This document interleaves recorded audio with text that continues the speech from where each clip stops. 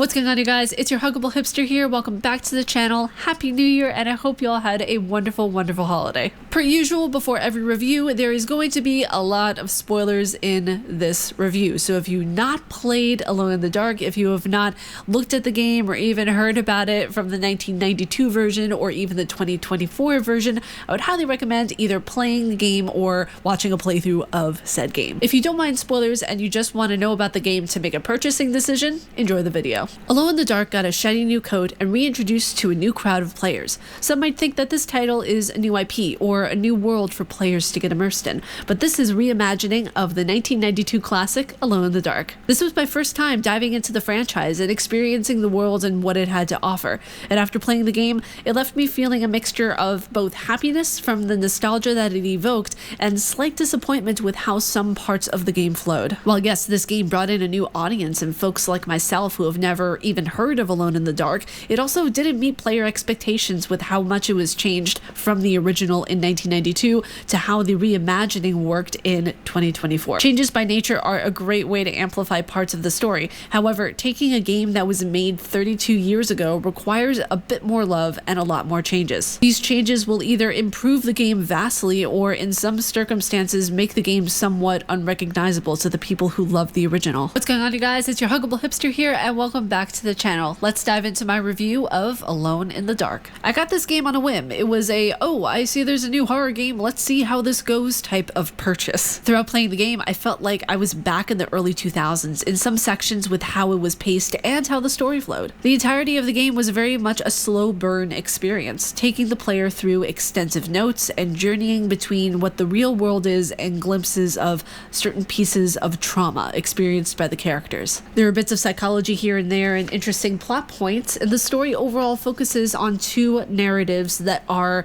to a degree, mashed together. A major downside of two separate stories in the game is that it could be convoluted and end up confusing players. There are a lot of notes in this game, which personally I love, but I know not a lot of people want to spend their time reading long notes throughout a game. Some of these notes are up to 5 pages long, and while yes, it adds to the story, some of them, if not found, will result in lost context for the player. Now, all the notes and clues found will have an audio description with them, so while you don't have to take the time to read them all, it's still laborious to go through. It's all about striking a balance in any game, and I feel like this game lacked a solid balance between the equal parts of notes and giving the player the story through natural progression. Now, by the end of the game, if you don't read or listen to any of the notes or only check out some of them, then the ending will seem confusing and convoluted. There's one plotline deciphering the thoughts and madness in Jeremy's mind of his pact with the Dark Man, and then the other plotline realizing that everyone's in a cult of the Black Goat of the Woods.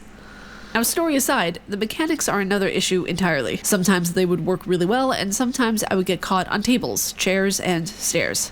Some moments during the game even led to crashes, where I would lose some progress and have to play certain sections all over again. Even though the mechanics and crashes were not ideal, there were a lot of things about this game that really made parts of the experience fun and immersive. The Dark Man, I feel, on camera, was so incredibly underutilized. I would have loved more sections with him running in fear or cutscenes, either is fine. The ambiance and photo mode were especially immersive with how gorgeous the surroundings were. I just took several minutes at a time just to sit in areas and soak up the gorgeous views, beams of light, and cascading colors. The switching back and forth between Emily's reality and Jeremy's was jarring yet effective in delivering an immediate scare and changing pace. If anything, the ambiance and art of this game is the main reason why I would heavily recommend playing this title. With a slow burn story that might not be for everyone, to a mixture of things that ranged from just okay to holy cow, that's stunning, getting into this game will be tough for some. There's a lot of wasted potential with Alone in the Dark that could have been handled a lot better for longtime fans of the franchise. For someone like me who's brand new to the franchise, I thought the game was good, but not one I would play for a second time.